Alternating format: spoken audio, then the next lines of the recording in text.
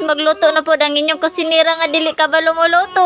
Luto taog, karning baka. Tugon say title ani, di po ko kaingon nga beef steak ni siya kay ako magkong sagulan og carrot. Bahala na ng title basta kay maluto lang ni makakaon mi okay na. So magsugod na taog luto. Wala na nako gipakita og yun sana ko pag-slice ang karning baka. So, nag-prepare ko og 3 ka lemon, dahil akong gi-squeeze. Gi-remove lang ako to ang seeds, then ayan ako gibutang ang beef meat. Butang lang din ko gamay nga toyo for marinade. Gibutangan ako siya og paminta, and then i-mix. Then after nimo og mix, imo siyang i-marinate og 1 hour. So, ako nang gi-prepare ang flour. Gamito na ko ni siya unya.